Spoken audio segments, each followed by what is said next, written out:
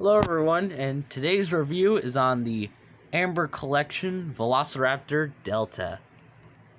Now, this is a figure that, to be honest, I wish I could have had this thing when I was younger. Because, this figure, not only is it cool, but just as a Jurassic Park fan in general, I would have loved this thing. Especially because I love the raptors. This captures mostly everything about the raptors that I know, but we'll get into that later. First, I wanted to go over its accessories, because I haven't had many of these come with accessories.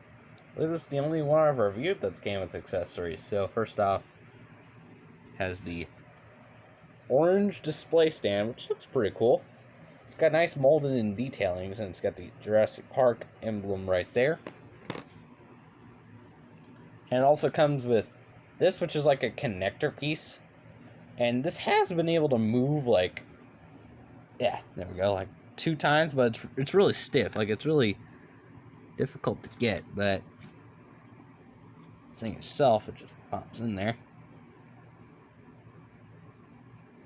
And also this top part moves, which is so much easier, I will admit.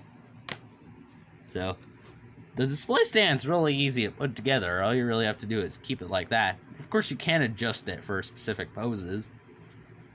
And you have the head camera, which you basically just have to, since it's rubber, you can, flex it through onto the back of the head, and I'll do that right now just to show you guys as it works. So you can see, you get the head cam on, and I'm glad they include that as, a separate piece, because thanks to it being, a soft rubber, I can flex it off, and that way you don't have to have it permanently on, unlike the Hasbro Blue did, where basically on there it was permanently stuck on, it was molded onward. This one you can take it off, and I'm glad that's an option. But you also got the display stand, which she has a hole there, and basically just gotta get that into the hole, there it goes. Yeah, see if I got it right. Yep, I got it right, and now she's on her display stand. And so that's really easy to do.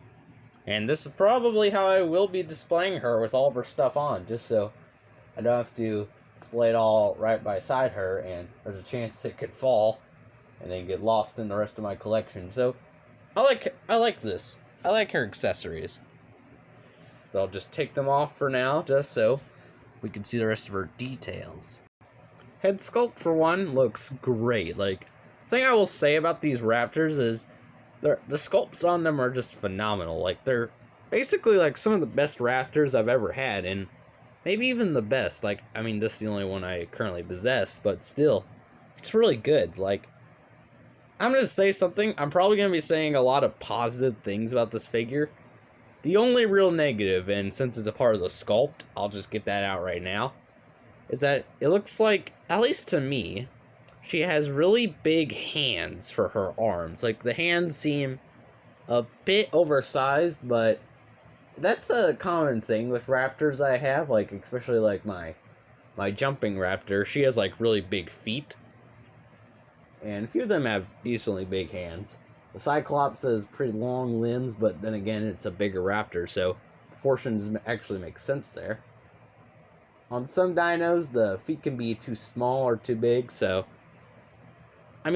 that's kind of a thing with these sort of figures. But the rest of the sculpt, you got the lines going up like a straight up lizard should have. You got all the little details, and this camera does not do this justice.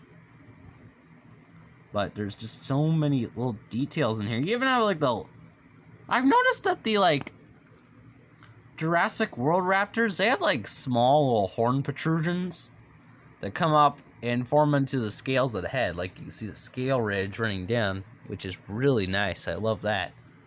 They have small little horns on their neck, and you can see it in the movie. It's something that in the raptor pen scene, you can see the small little horns they have. And once again, they're just itty bitty tiny, and you could also call them small and large scales. Color scheme looks really great. I quite like the color. It reminds me a lot of my dog, Diamond, because She's a very similar color to this. The only thing is she's a little bit more green. Like, she's got sort of this, like, I want to say it's like a blue-green. She's got that sort of color.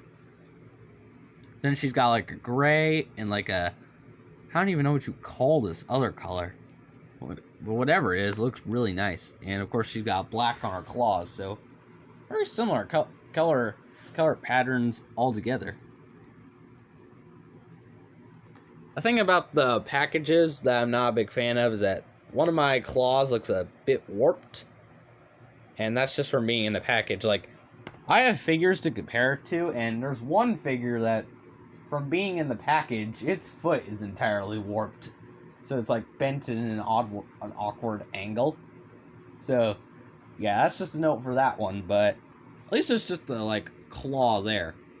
At least it's definitely not like the sickle claws. But overall, I'm okay with that. And the tail feels really nice because it's like a rubbery type material. And also, there's like a bendy wire inside so you can bend the tail, which is interesting because the Indoraptor like had a like ball joints. So I do believe this is the first time, you can correct me if I'm wrong, but in the Jurassic Park series we've had wires for specifically tails. Like, I know the Coelophysis had wired bodies, but I think that was it for wiring. I think this and the Coelophysis were those two. Once again, you got all the lines going down the back. You got all the lines on the neck, which were very predominant in the movie. Nice ring around her eye. The only things, another little small negative I have is that you can kind of see inside of the joints. Like, the circles around are kind of big, so you can kind of see through. And you're not usually going to be looking at them from the underside, so I'm okay. And this is really the only figure where the underbelly color continues all the way. And because thankfully it's like the coloring just fades up into the figure, so whereas with other figures I have in my collection where their coloring just stops randomly. But definitely a great figure. And another thing I love about this figure is that it's super posable. So for its posability, get the bottom jaw moves, but also the top jaw moves. So you can get it extra wide open. You got like a pinkish red in there, but also got like some blood detailing inside of the mouth, which is really neat. The teeth do have a bit of sharpness to them, but I believe as I use this for my toy films, which I'm probably going to, since this is so posable, I can like get it into numerous different poses. I imagine that sharpness is probably going to go away. Then you got like a joint at the head, which allows it to move up and down a little bit side to side, but the side to side motion really comes from this, the neck joint, which also allows it to rotate. And it also, it's a ball joint, definitely. It's like the same thing we had for the Indoraptor, which could allow this to move all the way around. However, because the head's not on a ball joint, unlike the Indoraptor, this part can move all the way around by itself. The arms, they're on, well, I can't tell exactly what joint that is, but like, I don't know the name of that joint, but you look at that, you've even got the coloring on the joint, which is usually not there. So, great figure. Just for all the consistency throughout it, because usually these Mattel figures are good and really nicely detailed. The consistency in the paint is kind of iffy on them, but this one's got it, definitely. The arms can move out, and then they can rotate all the way around. Get a elbow joint, which is also new. I haven't seen this on one of these figures before, other than the Indoraptor, once again. I believe that's the only figure I really had before this that had an elbow joint. And of course it can rotate, and also the hand can move up and down, which I do want to say some caution. This could be fragile, this piece where the hand attaches, because I've had hands like break on like the Indoraptors, and their hands were a very similar setup. So a little bit of caution, those could break.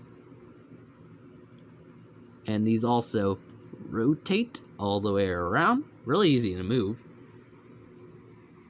The legs, alright, this is not going well. The legs can move back and forth. And I found some of these joints to be really tight at first, like this knee joint right here was really tight at first.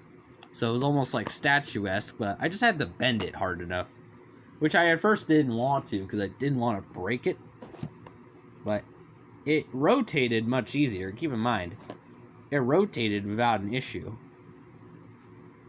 Then you also got another joint, which not even the Indoraptor had that level of joints. And does it... I can't tell... Hold on, guys, let me see. Yep, that rotates as well. So a lot of movement overall.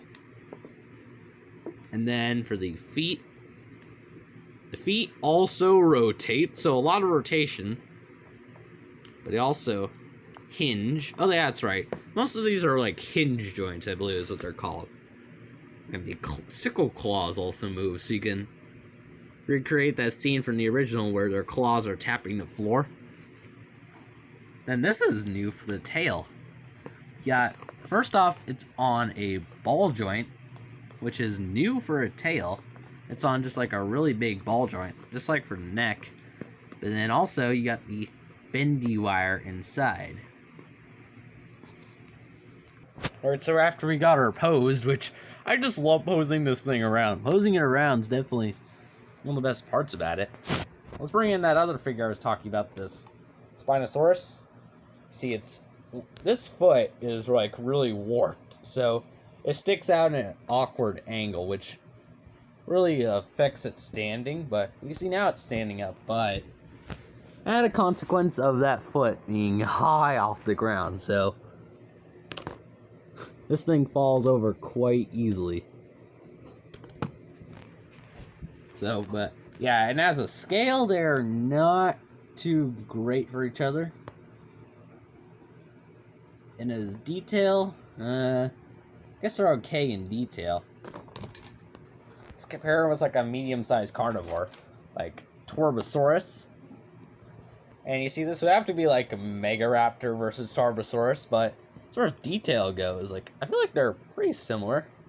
Definitely have some fights with these two. It's just, I don't know, the paint's just so much better on Delta. Like, this is nice, like, it's nicely detailed, but the problem is, this is what I was talking about, they skim out on, like, the color, so, yeah, Delta definitely wins here. But another thing I wanted to compare it to was this sort of Lost World Raptor. And I was actually expecting them to be the same size, but no, the Lost World Raptor is actually bigger than Delta, which is kind of weird, but as far as detail goes, yeah, they're both great for each other. Like, you definitely have some fights between these two, which is what I plan. Like, I plan to have some, like, little short films for my Jurassic Park Return of the Dinosaurs series. I plan to, like, come out with some shorts. And this would definitely be one pairing I'd do. Janja versus Delta. And, man, Delta is actually dwarfed. Of course, this is just the Indoraptor with Janja's color scheme, but, man, I was actually expecting them to be, like, the same size, but no. Janja is actually the bigger individual. This does actually remind me of like a Sing in the Lion Guard. It was like Fuli and Makucha. And this is definitely like, it feels like a replication of that, because they're both raptors, just like Fuli and Makucha were. Like, they were both cats in there, but these are both raptors, and they were both similarly colored, which is the same here. So, and of course I got a whole Chanja because his feet placement isn't doing too well on here. It's about how good this figure is normally. And these two are also really similar on articulation. I'd just say Delta has slightly more. But as far as figures go, yeah, these two are wonderful for each other. Like, you can definitely have some fights between these two. That would actually be a good one. Regular Indoraptor, same thing. The regular Indoraptor is, once again, really good. And so you can definitely still fight these two. You still have a fight between these. And since I have her, we're going with the first edition Delta figure from Mattel. And, man...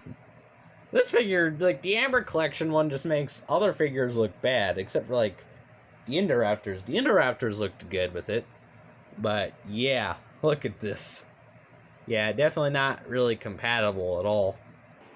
And bonus, since I just got this huge giant, Jesus Christ, look at this thing. How does Delta think she's gonna fight this thing? Like, literally. Look at this. Delta could literally... Delta right now is his pose. She was like the width of Indominus's mouth. Yeah, but this is like the super colossal Indominus Rex, but still, sheesh. Delta is literally like dwarfed. Good lord. Yeah, but yeah, definitely. Like, this is definitely like a better size, so I definitely say, yeah, these two are pretty play compatible, to be honest, despite Delta being completely dwarfed. Like, Jesus, man. So overall, what do I think about the Amber Collection Velociraptor Delta? I think it's a good figure, and probably one of the best Jurassic Park figures I've had in a little while. Like, it's definitely a figure I wish I could have had when I was younger. It's cool that it comes with a display stand, even cool that it comes with, like, little accessories. Well, I will probably be displaying it with all of it on, just so I don't lose it while I'm displaying it. But the detail's great, the color scheme's great. The attention to detail and how the raptors look in the movie is great. The articulation's great. The only real problems just come from, like, the hands. Like, I feel like they're too big, and I feel like they could break after a while of using them. Plus, I forgot to mention, they have, like, a accidental webbing in them. But other than that, great figure. I gotta say, like, I found this at Target, and they currently just clear Target out, except for this and some of the other packs. But if you want to, go find this figure, because it and Velociraptor Echo from the Amber Collection are both awesome. I've looked at them both, and judging by this figure, that one's also great. So, anyways, I will see you in the next video.